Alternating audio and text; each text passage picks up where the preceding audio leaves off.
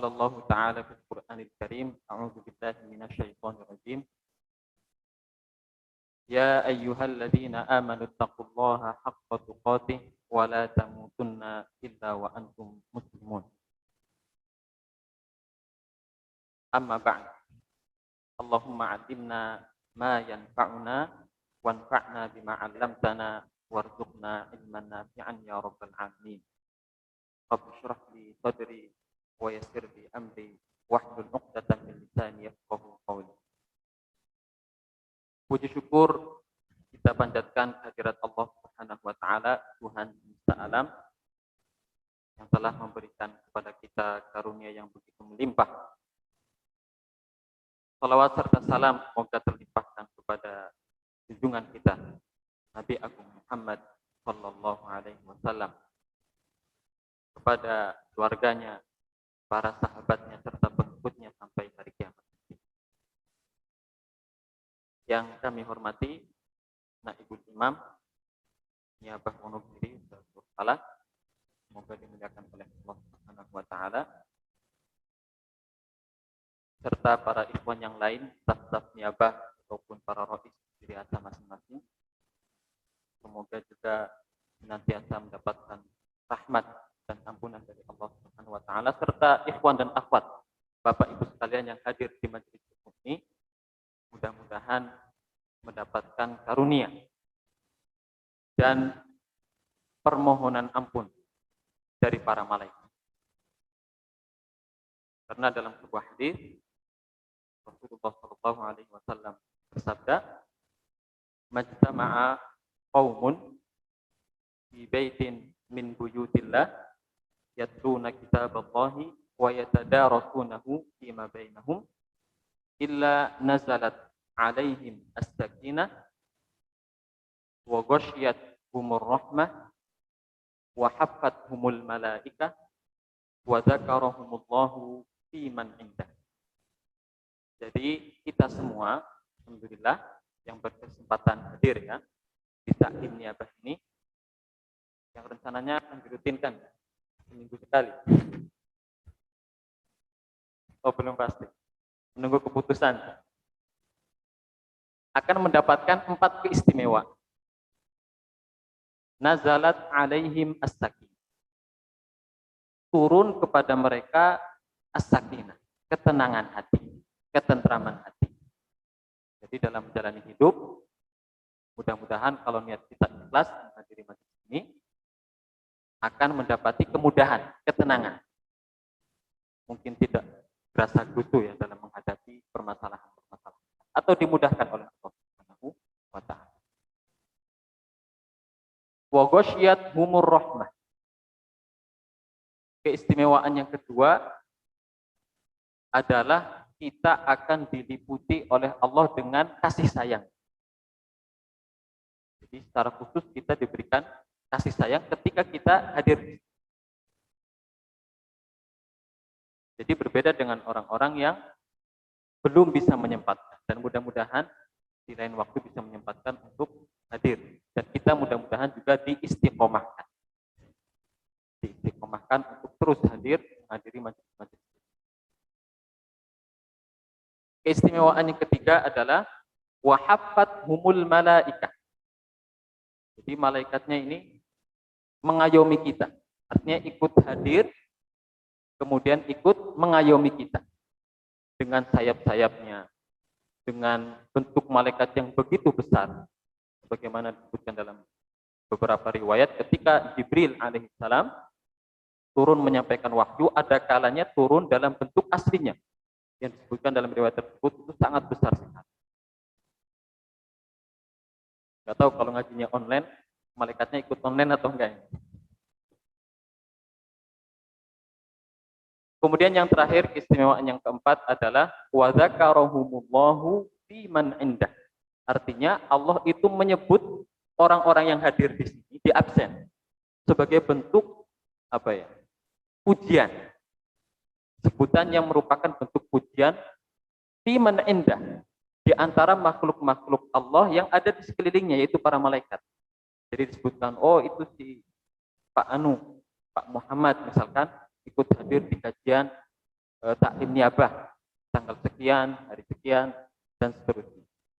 Sebagai bentuk apa? Ujian. Dan ini merupakan keistimewaan yang akan kita dapatkan ketika kita ikhlas. Salah satu kunci utamanya adalah ikhlas tanpa ada paksaan dalam menghadiri majelis. Para ikhwan ingin muslimat yang dirahmati oleh Allah Subhanahu wa taala, pada kesempatan taklimnya begini saya diamanahi untuk menyampaikan sedikit ya, atau meminjam istilah dari kepala. Yang hadir di sini itu semuanya sama. Oke. Artinya semuanya nol. Tergantung apa yang ada dalam hati. Bapak Ibu sekalian yang duduk ya di belakang dan saya yang duduk kebetulan di depan ya, membawa niat yang sama dengan apa ya, tas yang kosong, pahala yang mungkin masih kosong. Dan nanti ketika pulang tergantung kita bisa mendapatkan pahala yang banyak atau tidak, tergantung keseriusan kita. Mungkin ada yang kurang serius, ada yang sambil ngantuk-ngantuk, nah itu mungkin agak kurang sedikit, atau yang tidak mencatat dan sebagainya. Materi yang ingin saya sampaikan di sini ada sebuah kitab kecil atau kutaib dalam bahasa Arab, judulnya Madakhil Syaitan di Igwa'i al-Insan. Madakhil Syaitan di Igwa'i al-Insan. Madakhil itu bahasa Arab bentuk jamak atau plural, yang dalam bentuk mufradnya itu adalah madkhal. Madkhal itu artinya pintu masuk. Berarti madakhil syaitan, pintu-pintu masuknya syaitan.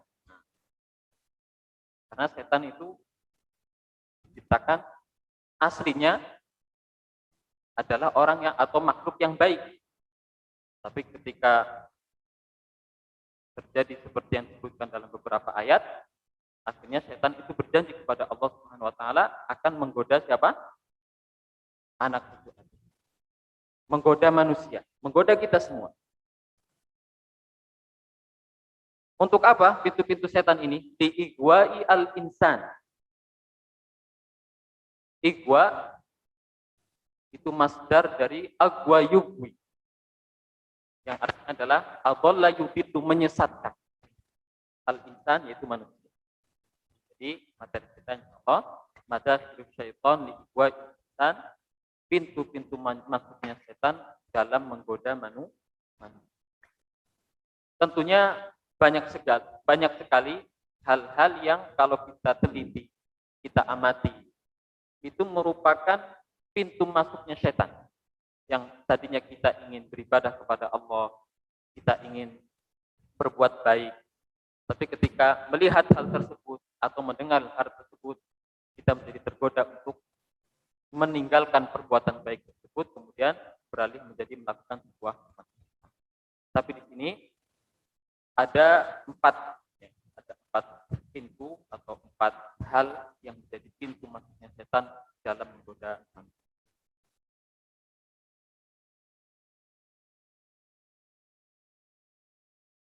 Empat hal tersebut itu apa? Pertama dalam bahasa Arab al-lahadzat. Al-lahadzat itu jamak dari kata lahdzah. Lahdzah itu kalau dalam bahasanya, terutama dipakai dalam ucapan sehari-hari, artinya sebentar. Kalau ada seseorang meminta kita untuk melakukan sesuatu atau memanggil kita, dan kita jawab lahdzah, ya tunggu sebentar. Namun yang dimaksud dengan al-lahadzat di sini adalah penglihatan mata yang sebentar. Maksud kita apa ya? Penglihatan mata yang sebentar. Ngelirik. Atau mungkin kedipan ya. Kedipan mata. Tapi kedipan ini bukan berarti hanya sekedar berkedip, artinya ketika capek, ketika membuka mata kemudian berkedip, tapi karena memang di situ ada sesuatu yang dilihat. Jadi berkedip untuk melihat sesuatu. Nah ini dinamakan al-lahadzat, kedipan mata. Nah ini pintu yang pertama. Nanti insya Allah akan kita jabarkan sedikit atau satu. Yang kedua, pintu yang kedua adalah wal khotorot. Wal khotorot. Khotorot itu bentuk jamak dari khotroh, yang artinya adalah besitan hati. Jadi apa yang terbesit dalam hati itu namanya al-khotorot. Disebutkan dalam sebuah hadis tentang makna kata ini dulu ya. Ketika Rasulullah SAW mensifati surga, disebutkan mala ainun ra'at wala udhunun sami'at wala khatara ala qalbi bashar. Jadi surga itu salah satu cirinya mala ainun ra'at, yang belum pernah dilihat oleh mata. Seindah apapun yang pernah kita lihat, itu surga itu jauh lebih indah. Mohon maaf, secantik apapun perempuan yang pernah dilihat oleh mata kita, bidadari surga itu pasti lebih.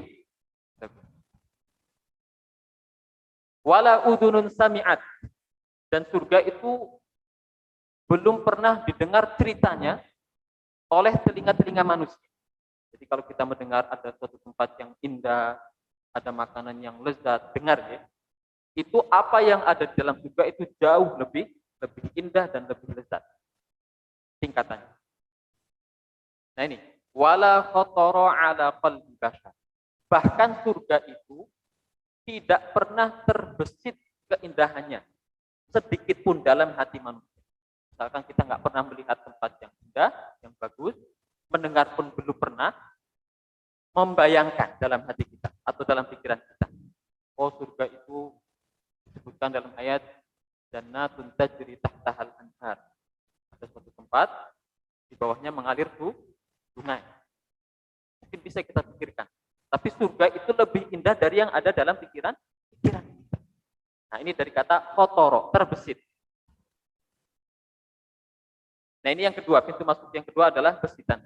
Jadi setan itu saking pinternya sampai dalam besitan hati itu ikut masuk, ikut menggoda. Yang ketiga, pintu yang ketiga adalah wal-lafadhat.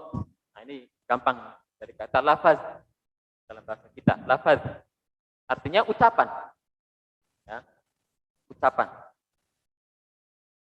Jadi satu kata atau bahkan mungkin satu huruf ketika keluar dari lisan kita, bisa jadi itu adalah merupakan bentuk dari godaan setan. Karena dalam satu kata itu bisa suatu kemaksiatan. Seperti dalam ayat disebutkan, kita diperintahkan untuk berbuat baik dan tidak boleh berkata apa? Uf, wala taqul lahuma uf. Jadi tidak boleh kita mengatakan satu kata yang intinya adalah itu menyakiti. Tapi maksudnya di sini adalah bahwa kata yang menyakiti itu bisa hanya terdiri dalam satu kata yang sangat singkat. Dua huruf.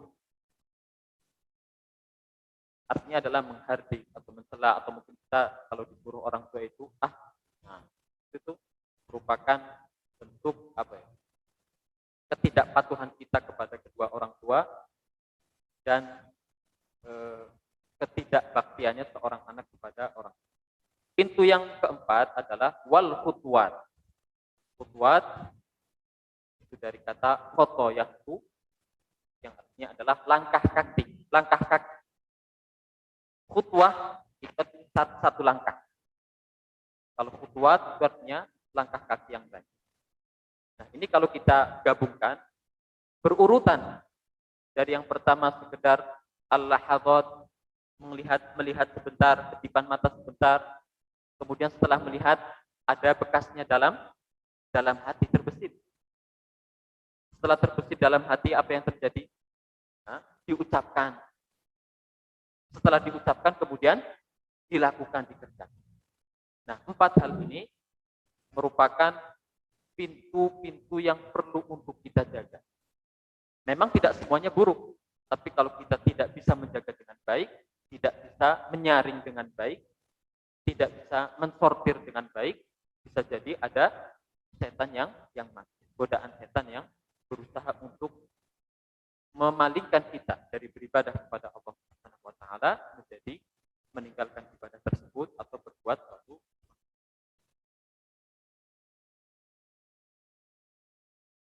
Hadirin yang dirahmati oleh Allah Subhanahu wa taala,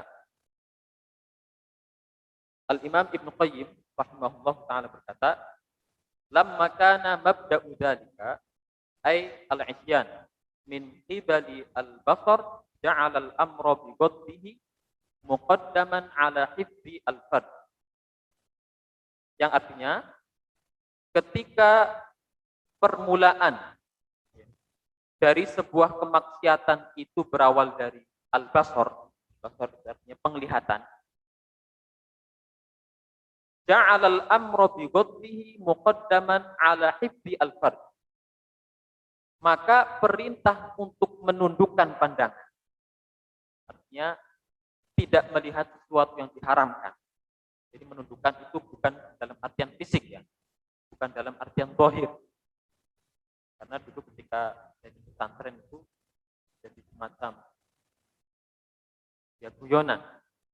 Ketika ada santri-santri itu tinggalnya di atas, ya, lantai 1, dan ada misalkan perempuan lewat di bawah. Jadi ghadul basar menundukkan pandangan artinya melihat ke bawah. Yang tadinya dimaksud dengan ghadul basar ini adalah tidak melihat yang diharamkan oleh Allah, tapi karena diterjemahkan seperti itu, maka malah melihat yang tidak boleh dilihat.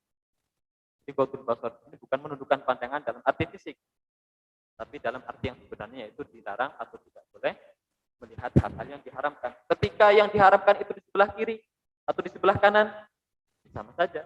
Ini masuk dalam kategori ghadul basar, tidak melihat yang ke kanan dan juga tidak melihat yang ke kiri. Nah ini kata Ibnu Qayyim, karena mata atau penglihatan itu adalah sumber utama seseorang itu melakukan kemaksiatan, maka perintah untuk menundukkan pandangan, memalingkan pandangan dari suatu kemaksiatan atau yang tidak boleh dilihat, ya, dari hifdzil faraj atau hifdzi al-fard. Hifdzi al-fard. Dari hifdzil fard itu menjaga kemaluan. Ini hati-hati juga dalam kata al-fard, dan juga diucapkan al-faraj. Dua kata yang karena beda harokat, kalau roknya disukun itu artinya kemaluan, maaf. Kalau di fathah itu artinya jalan keluar. Artinya ketika seorang mendapati kesusahan itu akan diberikan oleh Allah jalan keluar untuk menghadapi kesusahan tersebut. Ini perlu diperhatikan dalam bahasa Arab. Fa innal hawaditsa mabda'uha minan nadhar. Kama anna mu'dhaman nari min mustasgharish syarar. Fatakunu nadrah, thumma qatrah, thumma khutwah, thumma khatiyah. Maka sesungguhnya setiap kejadian, setiap perbuatan diawali dengan penglihatan. Ini perkataan Ibnu Qayyim. Fa innal hawaditsa mabda'uha minan nadhar. Sebagaimana api yang besar, api yang menjulang tinggi, itu diawali dengan percikan-percikan kecil. Nah, jadi kemaksiatan itu diibaratkan seperti api yang bergejolak, yang besar. Nah, api yang besar ini apakah tiba-tiba langsung besar? Tidak. Kemaksiatan apa tiba-tiba langsung ada? Tidak mungkin. Pasti ada langkah-langkah awal. Ada percikan-percikan kecil. Nah, percikan kecil ini menurut Ibnu Qayyim al-Jauziyah adalah diawali dengan sebuah penglihatan. Oleh karena itu penting sekali untuk kita perhatikan penglihatan kita. Fatakunu nadhratan, tsumma qatrah, tsumma khutwah, tsumma khatiyah. Maka diawali dengan penglihatan, kemudian terbesit dalam hati, bisitan hati. Kemudian langkah ya, atau ucapan, tsumma khatiyah, kemudian terjadilah suatu perbuatan dosa yang dilakukan oleh Ibnu Adam atau oleh manusia. Walihada qila, oleh karena itu dikatakan man hafidha hadhihi al-arba'ah ahraza dinahu al-lahadhat wal qatarat wal lafadhat wal khutwat. Oleh karena itu barang siapa yang menjaga pintu-pintu yang 4 ini dari masuknya setan, ahraza dinahu, maka dia sudah bisa menjaga agama. Jadi penting sekali kalau kita menyepelekan, kalau kita ihmal, tidak peduli, tidak baik dalam menjaga pintu-pintu ini, bisa jadi agama kita sedikit demi sedikit ada kerusakan yang kalau dibiarkan tentunya akan menjadikan bangunan agama ini akan runtuh. Waliyah. Hadirin yang dirahmati oleh Allah Subhanahu wa taala, tentunya hal ini harus kita pahami dan kita merasa bangga bahwa agama kita Islam ini menjaga seseorang dari terjerumus dalam kemaksiatan dari hal yang paling kecil. Dari pintu yang paling sempit. Dari pintu yang paling sempit. Jadi tidak langsung perbuatannya yang dilarang, ya. Tapi apa? Yang bisa menyampaikan kepada hal itu juga dilarang. Seperti dalam ayat wala taqrabu zina. Dan janganlah kamu mendekati zina. Zinanya memang dilarang, pelakunya juga ada hadnya khusus. Baik itu dirajam ataupun ketika seorang yang zina itu belum menikah maka cambuk satu kali dan diasingkan. Ketika sudah pernah menikah atau muhson, maka itu dilempari dengan batu tajam. Itu namanya had. Tapi tidak langsung ke situ. Wala taqrabu, dekat-dekat saja itu tidak boleh. Apalagi kalau sampai kepada hal yang seperti itu. Jadi agama Islam itu sangat mulia sekali dan sangat indah sekali kalau kita bisa memahami dengan utuh. Agama Islam ini berusaha untuk mengarahkan manusia ya, agar tidak terjatuh dalam lubang kemaksiatan dari hal-hal yang sangat kecil. Dan termasuk di sini sampai penglihatan saja dijaga, diatur. Nanti dalam sebuah hadis disebutkan la tutbi'in nadrata an-nadra fa inna lakal ula wa laysa laka as-tsani. Dan jangan kamu ikuti penglihatan. Kalau nadrah di sini penglihatan sekilas, kedipan saja. Dan jangan kamu ikuti kedipan mata karena melihat kemaksiatan, melihat aurat, melihat yang tidak boleh dilihat, diikuti dengan penglihatan yang kedua. Fa innalakal ula, sesungguhnya enggak apa-apa. Ya, yang pertama, fa innalakal ula, enggak apa-apa yang pertama, karena memang pertama itu seharusnya tidak disengaja, namanya kedipan kan? Oh, tiba-tiba melihat suatu hal yang tidak boleh dilihat. Tapi kalau diikuti, nah ini yang kedua, walaysat laka as-tsani. Yang kedua itu tidak. Nanti ada yang beralasan, oh ini masih yang pertama loh. Kita dalam beragama juga harus hati-hati seperti ini. Kadang waliyadzubillah semacam mempermainkan. Ini juga harus berhati-hati. Kalau ada satu hal yang sudah memang bisa kita pahami maksudnya seperti itu, maka jangan kita buatkan untuk suatu permainan.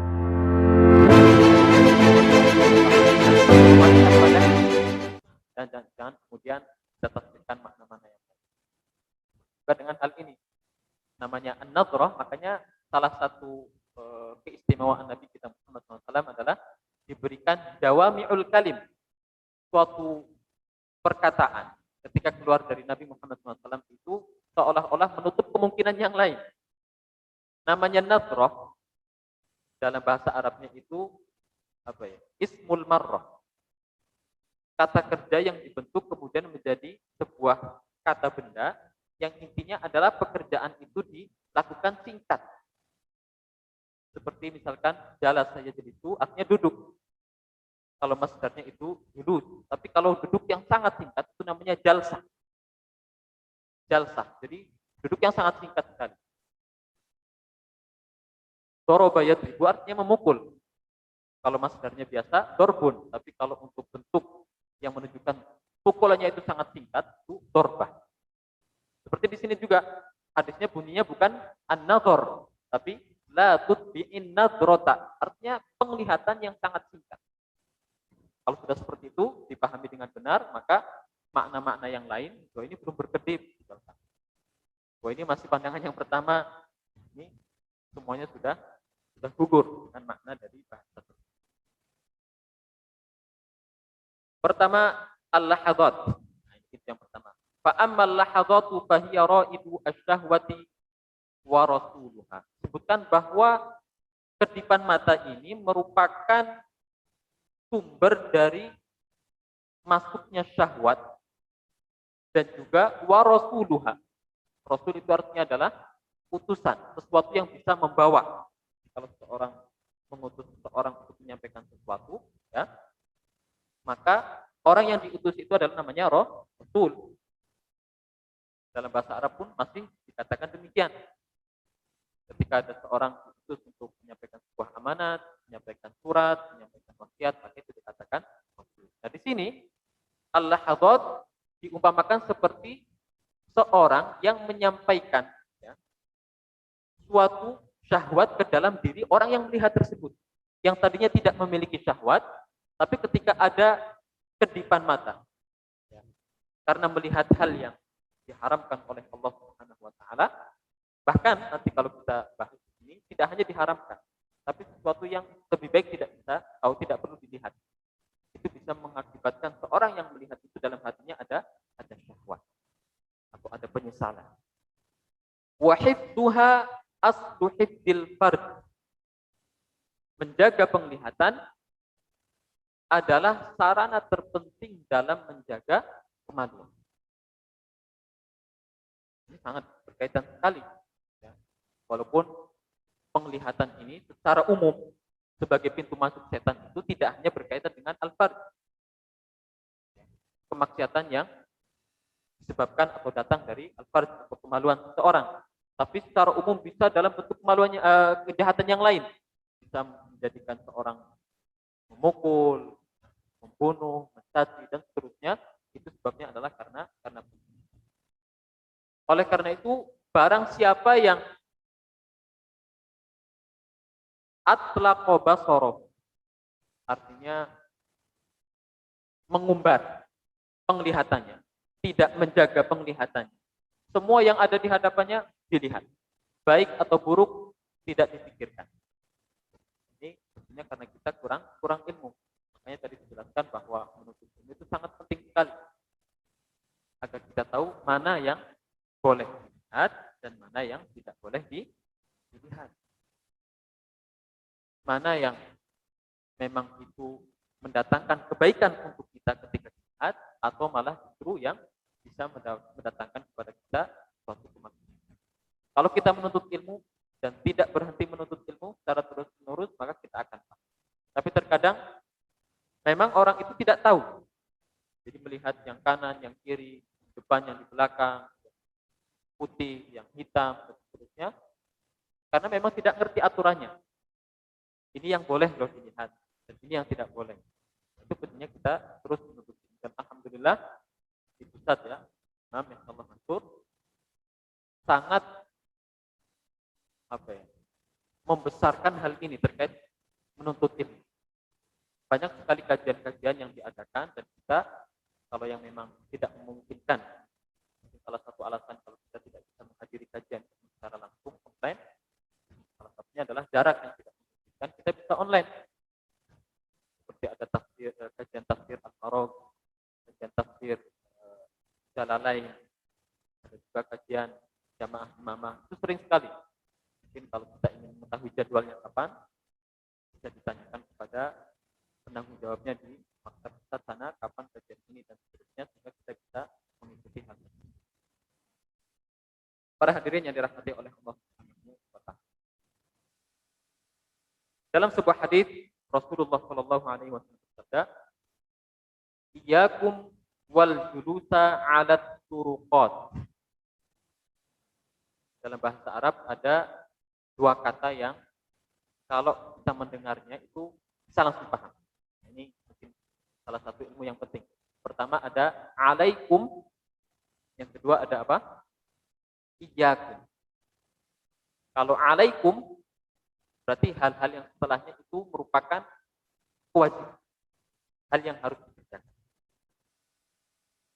Tapi kalau iyyakum sebaliknya, berarti hal-hal yang setelahnya yang akan disebutkan adalah hal yang buruk, yang jelek, yang harus ditinggal. Contohnya dalam hadis yang sangat terkenal, alaikum bisidqi, wajib atas kamu. Nah, terjemahannya seperti itu. Alaikum bisidqi. Makanya dalam pelajaran ilmu usul fikih, beberapa kata yang menunjukkan atau memberikan makna wajib itu adalah alaikum. Seperti dalam hadis alaikum bil jamaah. Alaikum bisidqi. Alaikum bitaqwallah wa husnul khuluq. Jadi hal-hal yang seterusnya yang disebutkan adalah kewajiban yang harus dikerjakan. Alaikum bisidqi, wajib atas kamu berlaku jujur. Dan dalam hadis yang sama, setelah rentetan panjang alaikum bisidqi fa inna sidqa yahdi ilal bir dan seterusnya disebutkan wa iyyakum wal kadzib. Lawan dari jujur apa? Nah, berdusta. Lawan dari jujur adalah berdusta. Wa iyyakum wal kadzib. Maka jauhilah oleh kamu atau haram bagi kamu berlaku dusta. Hadis ini juga, tapi hadis ini tidak menyebutkan sigoh atau kata yang pertama, alaikum. Langsung, wa iyyakum wal julusa ala turuqat. Haram bagi kamu atau tidak boleh bagi kamu duduk-duduk alat turuqat di tempat yang dilalui oleh orang-orang. Tempat lewat, jalan. Kalau secara bahasa, turuqat jamak dari torik, bentuk plural, bentuk jamak dari torik, yang artinya adalah tempat lewat, jalan. Makanya ini harus jadi perhatian. Dalam kita bermasyarakat, kadang kita suka lalai dalam hal ini. Kalau memang tidak sangat penting sekali untuk sekedar duduk di pinggir jalan ya, melihat berapa kendaraan yang lewat, ya, siapa yang lewat, ini dihindari. Karena di situ ada larangannya. Yakum wal julusa ala turuqat. Kemudian para sahabat berkata, qalu ya Rasulullah, majalisuna ma lana buddun minha. Kalau seandainya memang kita perlu untuk duduk-duduk di pinggir jalan, tempat lalu lalang orang lewat.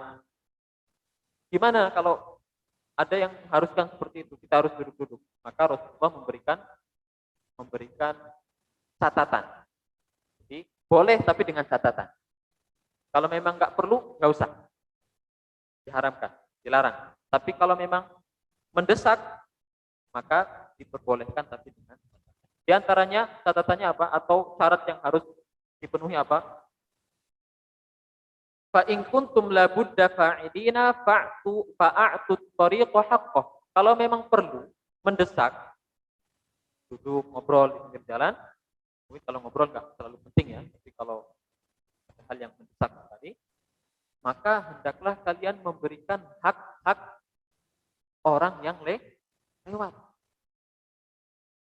Karena memang fungsi utama jalan itu adalah bukan untuk duduk-duduk, tapi untuk lewat. Apa hak-hak mereka? Qalu wa ma haqqahu qala ghaddul basar. Jadi kita pertama boleh atau tidak duduk di pinggir jalan? Aslinya tidak boleh. Tapi kalau memang ada hal yang mendesak, diperbolehkan tapi dengan syarat. Syaratnya apa? Memberikan hak-hak orang yang lewat. Di antaranya adalah ghaddu al-basar, menundukkan pandangan.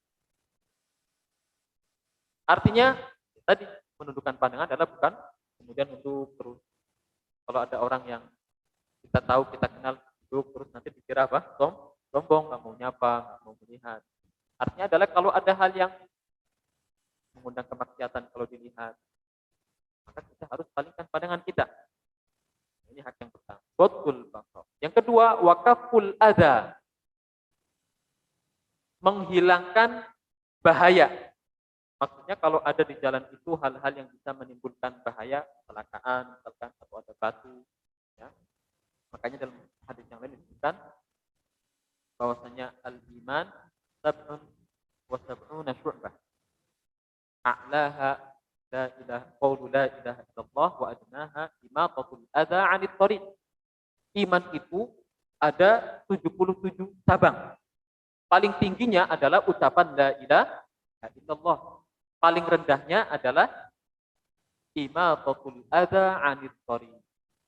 Menghilangkan bahaya atau sesuatu yang bisa menimbulkan bahaya.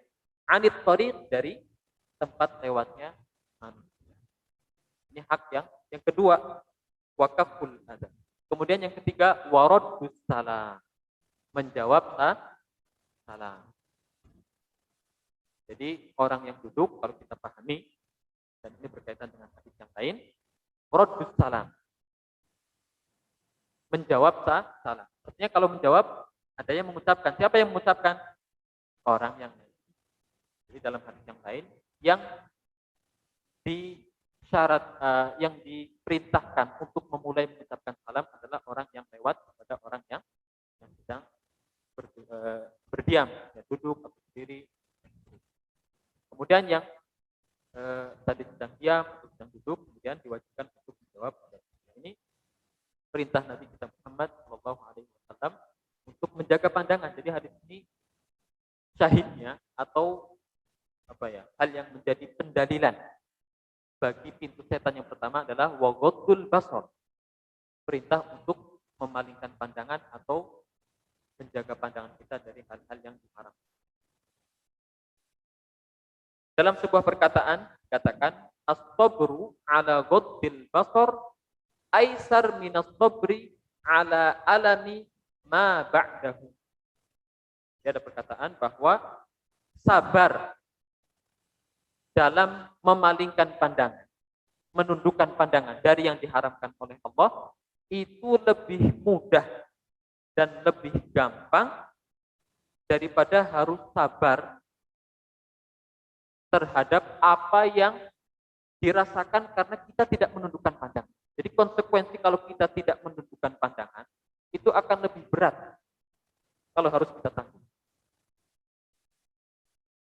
Kenapa paling berat? Karena konsekuensi kita tidak menundukkan pandangan adalah dosa. Kalau kita melihat kemaksiatan, melihat aurat, melihat yang tidak boleh dilihat, maka itu adalah suatu perbuatan maksiat. Dan kemaksiatan itu menimbulkan apa? Dosa. Tidak ada seorang pun yang sabar untuk menahan siksaan karena dosa yang telah dilakukan.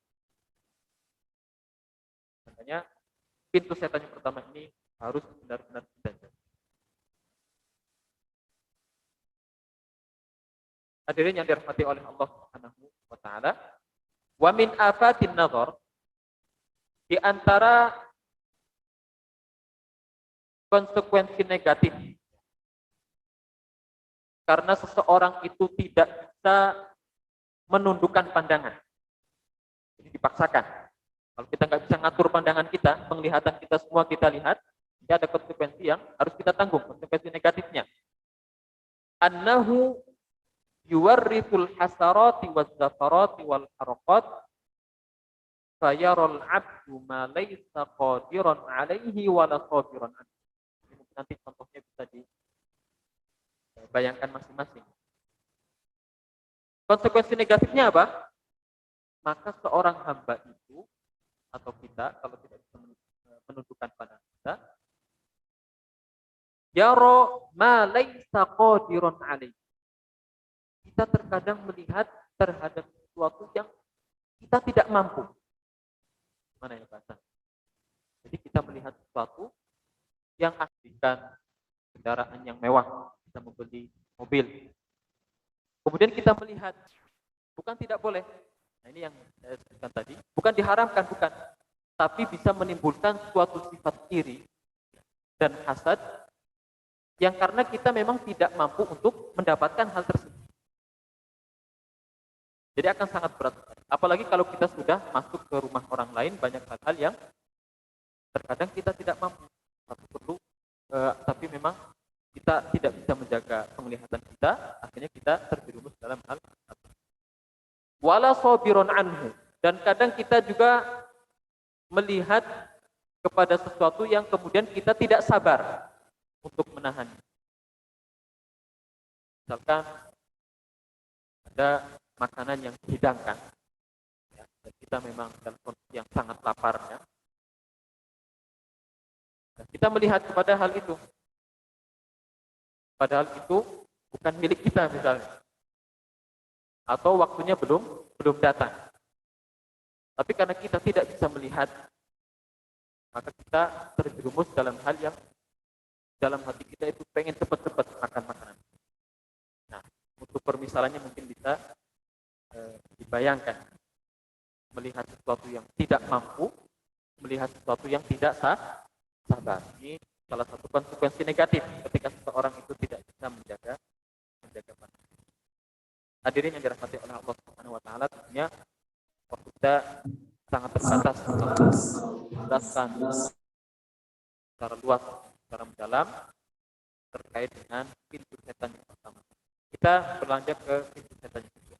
Yang kedua adalah al-fatarat, atau apa tadi al-fatarat, para ikhwan sekalian? Nah, apa yang terbesit dalam hati. Yang tentunya hal yang kedua ini adalah berasal dari yang pertama, ada kaitannya. Jadi karena kita melihat, terus kemudian berbekas dalam hati kita. Wa ammal qataratu fasya'nuha as'ab. Disebutkan dalam kitab ini bahwa besitan hati itu lebih berat dari yang pertama. Fa innaha mabda'u al-khairi wasyarr wa minha tatawallad al-iradat wal himam wal azaim. Karena besitan hati ini sesuatu yang membekas dalam hati kita, itu bisa menjadi sumber kebaikan ataupun keburukan. Kalau yang terbesit dalam hati kita adalah hal-hal yang positif, ya, maka itu bisa menjadi suatu amal baik, suatu kebaikan, suatu pahala. Dan bahkan disebutkan memang dalam sebuah hadis, ini juga merupakan salah satu keistimewaan agama Islam. Seperti dalam jihad juga disebutkan, man lam yakfi wa lam yuhaddits nafsahu bihi ma ta'abatin min nifaq. Barang siapa yang belum pernah pergi berjihad, berperang di jalan Allah, dan juga belum pernah membesitkan keinginan untuk jihad di jalan Allah, mata ala syu'batin min nifaq, maka orang tersebut itu matinya dalam salah satu cabang dari kemunafikan. Dan jihad tentunya maknanya luas. Dan yang paling tinggi adalah berjihad secara langsung, secara fisik. Tapi tadi disebutkan, thalabul ilmi kita ini juga termasuk dalam kategori apa? Jihad. Santri-santri yang belajar berjihad. Kita kalau sungguh-sungguh dalam bekerja, dalam menekuni bidang yang memang, kita juga perlu pedagang yang muslim, yang ngerti tentang tata cara dagang yang Islam, tentang haramnya riba, tentang menambah atau mengurangi timbangan, seperti dalam ayat wailul lil mutaffifin. Jadi fokus seorang muslim ketika menekuni ilmu-ilmu keduniaan, itu fokusnya bukan hanya untung secara materi, tapi di situ ada pahala yang disediakan oleh Allah Subhanahu wa ta'ala. Makanya seorang penuntut ilmu ketika ilmu itu terkait keduniaan, ya, itu kadang bisa menjadi fardhu ain, wajib yang melekat pada diri seseorang. Karena memang tidak ada orang lain selain orang tersebut. Jadi misalkan ada seorang yang menekuni bidang kedokteran, dan itu hanya satu-satunya misalkan di suatu tempat, maka wajib bagi dia, wajib ain, fardhu ain. Tentunya dengan dua catatan penting. Pertama adalah dia sudah melakukan atau memahami ilmu-ilmu agama yang fardhu ain bagi. Karena ilmu agama itu ada yang fardhu ain, ada yang fardhu kifayah mempelajarinya. Fardhu ain yaitu ilmu-ilmu yang berkaitan dengan ibadah-ibadah yang diperlukan oleh tiap individu muslim. Sholat berjamaah misalkan, yang 5 waktu, boleh nggak diwakilkan? Nggak boleh. Artinya apa? Seorang muslim perlu untuk mengetahui tata cara sholat 5 waktu. Fardhu ain. Berwudu, ya, membaca Al-Quran. Nah, ini termasuk dalam kategori fardhu ain. Ada juga ilmu agama yang sifatnya fardu kifayah. Jadi ketika ada sekelompok orang yang meneladani atau mempelajari ilmu tersebut, maka umat Islam yang lain itu sudah gugur, tidak wajib. Seperti mempelajari tentang hal-hal yang mendasar terkait agama Islam, mempelajari ilmu usul fikih, mempelajari tafsir Al-Quran. Kita tidak wajib kalau kita tidak mempelajarinya, karena itu hukumnya fardu kifayah. Kecuali kalau memang kita diberi kemampuan dan kesempatan untuk mempelajarinya, maka menjadi suatu kewajiban. Jadi kembali ke contoh yang tadi, bahwa seorang yang diberikan kemampuan untuk mempelajari ilmu kedokteran misalnya, tidak ada orang lain selain dia, maka dia wajib untuk menekuni semaksimal mungkin. Setelah catatan pertama atau syarat pertama, dia sudah mempelajari ilmu agama yang sifatnya fardhu ain, tata cara sholat, tata cara berwudu, membaca Al-Quran. Catatan yang kedua adalah orang tersebut itu selalu ada kaitannya dengan para ulama yang ngerti tentang agama Islam secara mendalam. Karena para ikhwan sekalian yang dirahmati oleh Allah Subhanahu wa taala, tidak ada urusan dunia pun yang lepas 100% dari ilmu agama. Tidak ada. Dan ini merupakan keistimewaan agama Islam yang dia sifatnya adalah syumul, mencakup seluruh kegiatan manusia. Dan juga agama Islam ini akan berlaku dari Nabi kita Muhammad SAW sampai hari kiamat. Perkembangan zaman tidak ada pengaruh. Islam tetap berlaku. Makanya dengan perkembangan teknologi seperti ini, terkadang kita miris sekali. Terutama generasi-generasi yang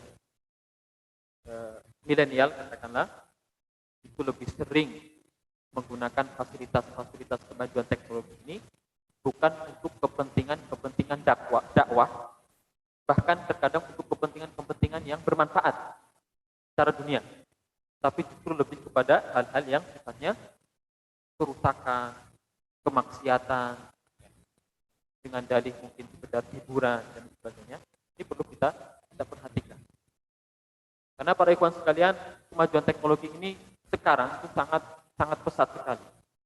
Dan terkadang kita sangat tertinggal. Anak-anak kita yang sudah paham begitu mendalam, HP misalkan, kadang kita sebagai orang tua itu nggak ngerti ya, apa yang dilakukan anak-anak kita, dari mulai main game sampai hal-hal yang waliyadzubillah melakukan hal-hal yang sifat kemaksiatan. Di antara contohnya terkait kemajuan teknologi ini, dari Cina kemarin ada berita berhasil membuat matahari. Cina itu berhasil membuat apa? Matahari. Jadi manusia sudah sampai membuat apa? Matahari. Matahari tandingan. Yang katanya, wallahu a'lam, panasnya itu lebih panas matahari buatan ini. Dalam berita tersebut. Namun memang itu semacam uji coba ya, katanya yang kedua, dan menyalanya juga tidak seperti matahari yang memang ciptaan Allah Subhanahu wa taala, terbatas waktunya. Tapi terus mereka dalam urusan dunia itu pasti akan berupaya untuk mengembangkan dan meningkatkan terus seperti itu. Dan ada berita lain, ada salah seorang yang sangat kaya yang mempunyai semacam usaha ya, atau bidang, yaitu membuat kapal luar angkasa. Yang dulu kita sering dengar dalam pelajaran sekolah, ada dari Amerika, Neil Armstrong ya, katanya sampai ke bulan. Kemudian wallahu a'lam, saya mengatakan itu adalah rekayasa. Jadi orang kaya tersebut itu katanya berwasiat, nanti kalau meninggal katanya dikuburkan itu di planet Mars. Kalau takziah gimana ya? Kalau ada orang yang mau ngikut. Artinya secara keduniaan memang seperti itu. Kemajuan teknologi itu sangat pesat sekali. Jadi kalau kita tidak bisa berjalan bersama dengan kemajuan teknologi ini, dengan status kita sebagai muslim, ya, maka seolah-olah agama Islam kita ini tidak berguna, seolah-olah. Tapi bukan agama Islam yang tidak berguna, tapi kadang karena kitanya yang tidak bisa berjalan bersama dengan kemajuan-kemajuan. Ya, saya contohkan tadi seorang dokter misalkan. Dokter itu syarat yang kedua atau bidang-bidang yang lain selain dokter juga seperti itu, harus memiliki kaitan yang erat dengan para ulama. Kalau dia ingin melakukan suatu proses terkait kedokteran, itu paling tidak ngobrol dulu dengan para ulama. Ini termasuk yang boleh atau tidak boleh. Contoh yang lain misalkan pertukangan.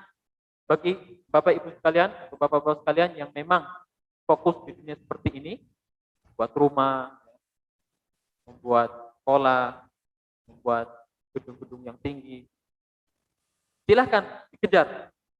Tapi setelah syarat yang pertama memahami ilmu-ilmu agama yang fardhu ain, yang kedua adalah terus berhubungan dengan para ulama yang paham agama. Karena orang membangun itu tidak hanya sekedar mendirikan sebuah bangunan. Tapi misalkan dalam Islam ada ajaran ketika seorang buang hajat tidak boleh menghadap ke kiblat atau membelakangi kiblat. Nah, ketika seorang yang paham terkait ilmu bangunan tapi tidak paham mendetail tentang agama, berhubungan dengan para ulama yang paham itu, nah dikasih masukan. Kamu kalau mau bikin bangunan, ada tata cara Islaminya seperti ini. Akhirnya satu muslim dengan umat Islam yang lain itu saling menguat. Dalam mengajar juga seperti itu. Mungkin yang diajarkan bukan materi-materi agama, tapi ketika seorang tersebut ada kaitannya dengan para ulama, ada sharing, ada keterikatan, maka proses mengajarnya pun akan Islam, akan bernuansa Islam, tidak bertentangan dengan agama.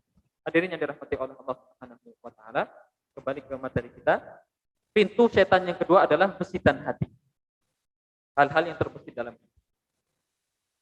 Wala tazalul khataratu taridu 'alal qalbi hatta tasiru huna batilah. Dalam kitab ini disebutkan besitan hati yang negatif. Jadi kalau positif itu tidak apa-apa, makanya pintu ini tidak kita buka lebar selebar-lebarnya. Yang positif silahkan masuk. Ya, yang positif silahkan masuk. Melihat orang lain bisa selalu awal waktu ketika mengerjakan ibadah sholat, kita melihat. Dan itu pintu yang perlu untuk kita buka lebar. Penglihatan kita buka lebar. Tidak perlu ghadul basar. Terus kemudian terbesit dalam hati. Mudah-mudahan saya bisa mengikuti. Melihat orang lain bisa tartil membaca Al-Quran, saya belum. Terbesit dalam hati, positif. Jadi ada keinginan suatu saat nanti duduk, ya, menyempatkan diri untuk membaca Al-Quran, mempelajari Al-Quran agar bisa membaca Al-Quran dengan tartil. Tapi kalau besitan hati itu adalah besitan yang negatif, hal-hal yang membekas dalam hati kita adalah hal-hal yang negatif, maka itu bisa berubah hatta tasira muna batilah, menjadi angan-angan kosong yang batin, hanya sekedar mimpi kosong, sekedar hal-hal yang tidak bisa untuk dikerjakan. Dalam Al-Quran Allah Subhanahu wa taala berfirman, kasarabim biqi'ati yahsabuhu dham'anu ma'a hatta idza ja'ahu lam yajidhu syai'a wa wajadallaha 'indahu fawaffahu hisabah wallahu sari'ul hisab. Disebutkan dalam surat An-Nur ayat ke-39. Kasarabim biqi'ati yahsabuhu dham'anu ma'a, seperti sebuah fata morgana. Paham nggih, Pak Bu? Fata morgana niku napa? Apa? Bahasa mriki mboten pati paham. Tapi intinya memang fata morgana adalah sesuatu yang dilihat dari kejauhan itu seperti apa? Air. Terutama dalam kondisi zaman Nabi, misalkan padang pasir itu saking panasnya, dibutuhkan minum, perbekalan sudah habis, melihat dari kejauhan seperti ada sebuah oase. Tempat di situ ada air yang jernih, air yang menyegarkan. Kasarabin biqi'ati yahsabuhu dham'anu ma. Seperti sebuah fata morgana dalam sebuah tanah yang dikira oleh orang-orang yang merasakan haus itu seperti sebuah air. Hatta idza ja'ahu lam yajidhu syai'an. Tapi ketika didekati, lam yajidhu syai'an, tidak mendapati apapun. Wa wajadallaha 'indahu fawaffahu hisabah. Akan tetapi setiap orang, termasuk tadi orang yang terlalu berangan-angan ya, angan-angan yang buruk, kemudian meninggal dunia, wa wajadallaha 'indahu, pada akhirnya nanti akan bertemu dengan Allah Subhanahu wa taala dihisab. Fawaffahu hisabah, maka Allah akan memberikan kepadanya hisabnya sesuai amal perbuatan. Wallahu sari'ul hisab. Dan Allah Subhanahu wa taala adalah zat yang maha cepat hisabnya. Hadirin yang dirahmati oleh Allah Subhanahu wa taala, di antara besitan hati yang positif yang perlu untuk kita perbanyak adalah pertama, al-fikratu fi ayatihi al-munazzalah wa ta'aqquliha wa fahmi muradihi minha. Jadi yang perlu untuk kita perbanyak agar senantiasa membekas dalam hati kita, dan ini menjadi obat ya bagi hati kita, adalah menghayati dan mentadaburi ayat-ayat Allah Subhanahu wa taala yang diturunkan dalam Al-Qur'an dan juga dalam hadis-hadis Rasulullah Shallallahu alaihi wasallam, karena hadis Nabi itu juga merupakan wahyu. Allah Subhanahu wa taala berfirman, "Wa ma yantiqu 'anil hawa in huwa illa wahyun yuha." Jadi apa yang disabdakan oleh Rasulullah itu bukan keluar dari hawa nafsu Nabi Muhammad Shallallahu alaihi wasallam, akan tetapi merupakan wahyu, hanya saja yang bentuknya berbeda. Kalau Al-Qur'an lafaz dan maknanya itu dari Allah, kalau hadis Nabi itu lafaz dan maknanya itu dari Rasulullah Shallallahu alaihi wasallam yang diwahyukan dari Allah Subhanahu wa taala. Jadi ini perlu kita perbanyak. Kadang kalau kita misalkan diam, besitkan dalam hati kita menghayati sebuah ayat. Ya. Besitkan dalam hati kita sebuah ayat, misalnya masalul ladzina yunfiquna amwalahum fi sabilillahi kamatsali habbah. Ini bagus. Perumpamaan orang-orang yang menginfakkan hartanya di jalan Allah seperti sebuah benih, satu biji yang nantinya bisa tumbuh ya. Kamatsali habbatin ambatat sab'a sanabila fi kulli sumbulatin mi'atu habbah. Seperti sebuah biji yang kemudian tumbuh menjadi benih pohon ya, atau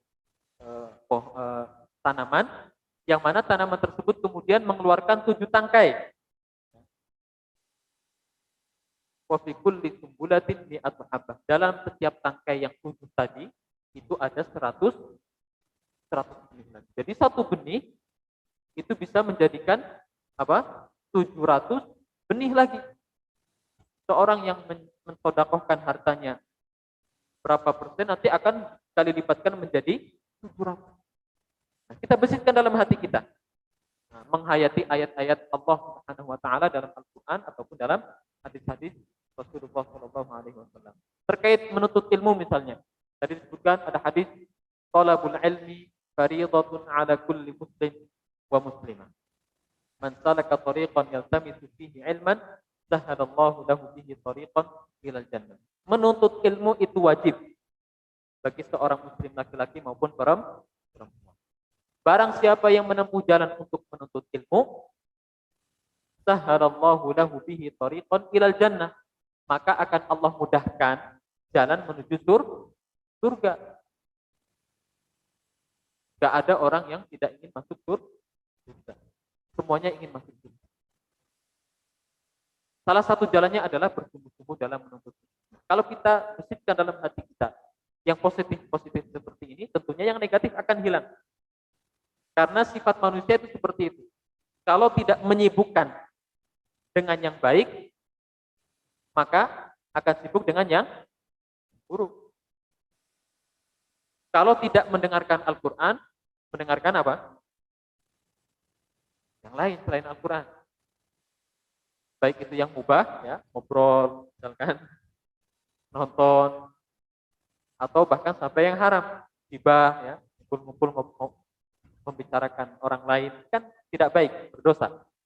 Atau mendengarkan musik-musik, waliyadzubillah. Yang kedua, agar besitan hati kita itu positif, apa yang harus kita lakukan? Al-fikratu fi ayatihi al-mashhudah wal i'tibari biha. Menghayati ayat-ayat Allah, ayat-ayat kebesaran Allah yang berupa ciptaan Allah Subhanahu wa taala.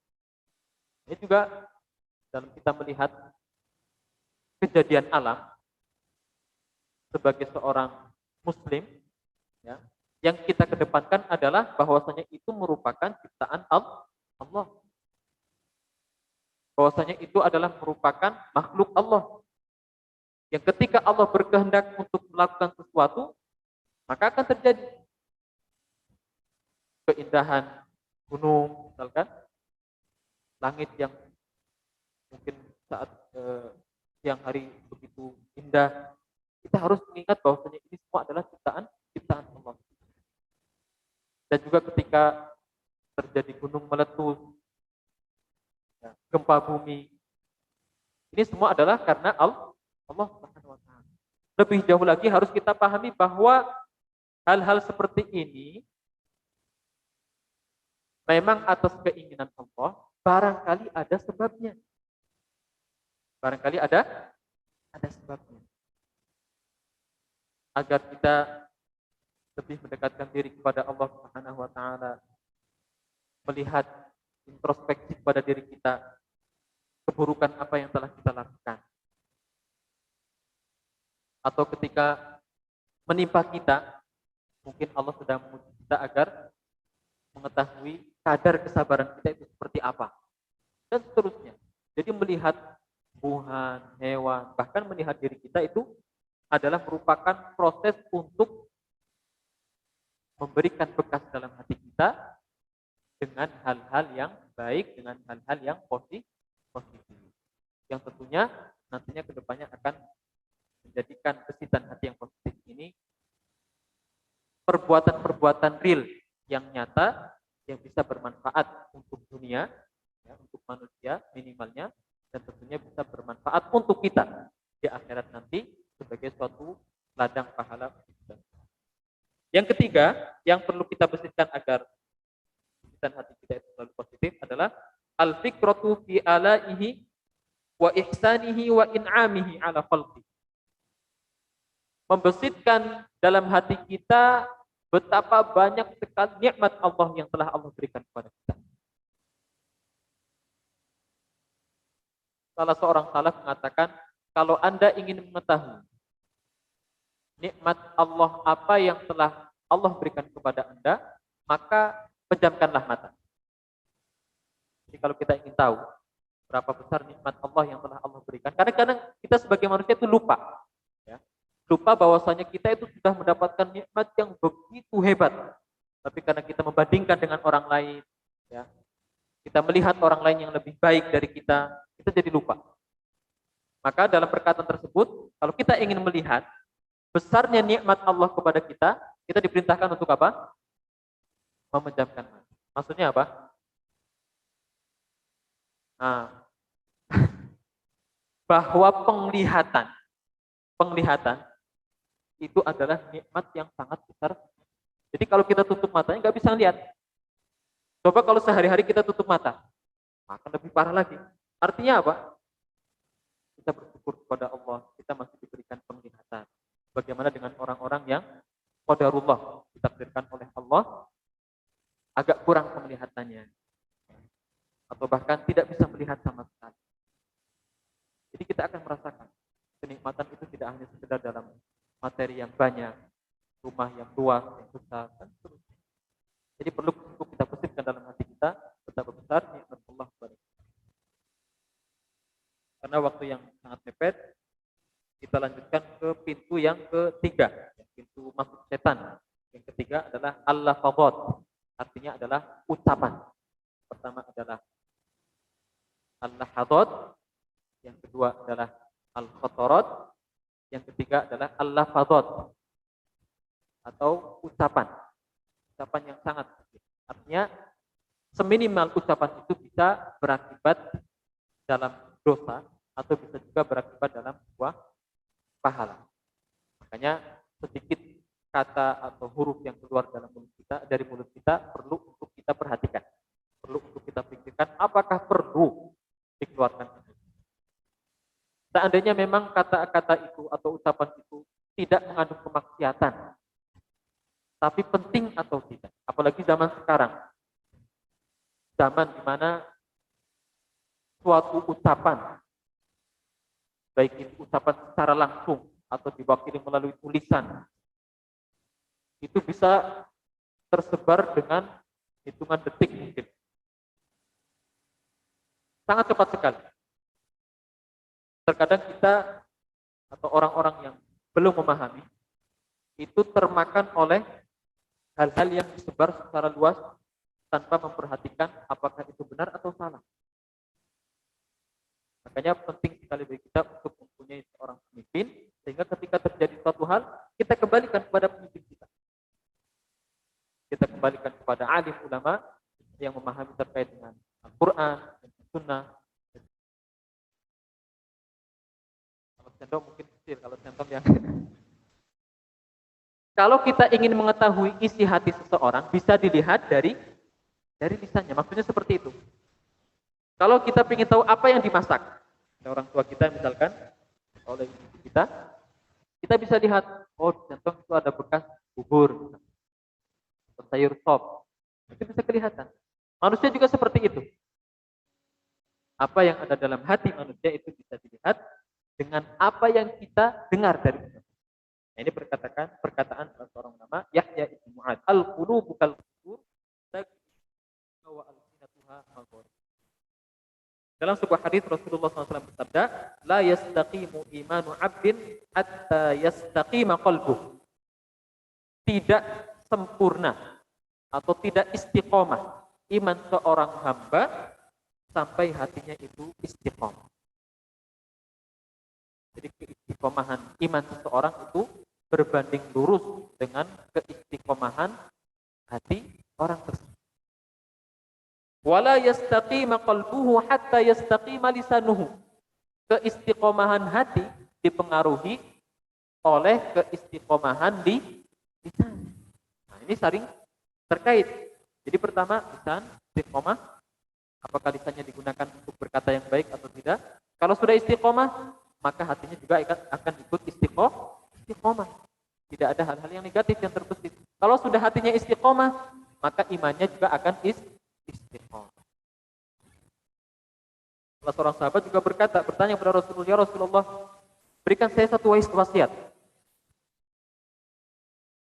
Berikan saya satu wasiat. Maka Rasul tidak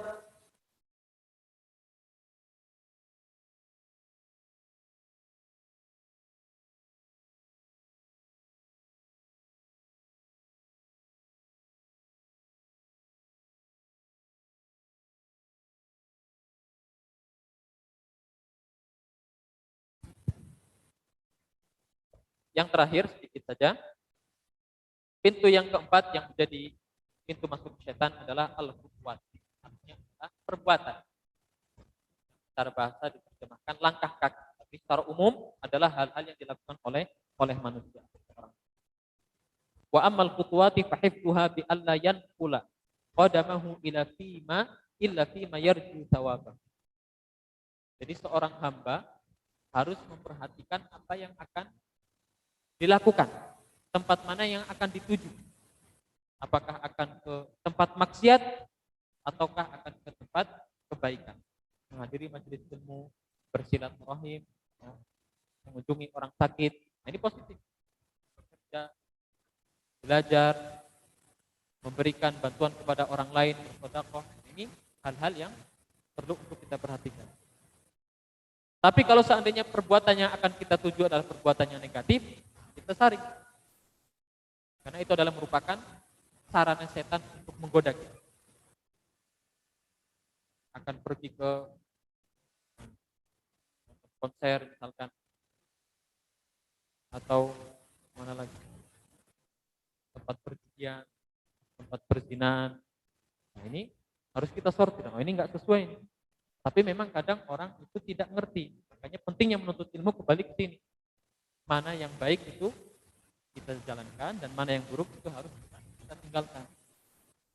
Nah seorang muslim gak akan mungkin tahu mana baik mana buruk kalau tidak menuntut ilmu. Seorang pedagang gak tahu kalau riba itu baik kalau dia tidak menuntut ilmu. Pikirannya yang penting bagaimana untung. Seorang petani misalkan gak ngerti kalau mengambil lahan orang lain itu buruk. Yang penting dia untung. Tapi kalau menuntut ilmu dia akan paham bahwasanya hal itu adalah hal yang tidak baik. Mungkin demikian yang bisa kami sampaikan. Kurang dan lebihnya kami mohon maaf. Akhirul kalam. Assalamualaikum warahmatullahi wabarakatuh.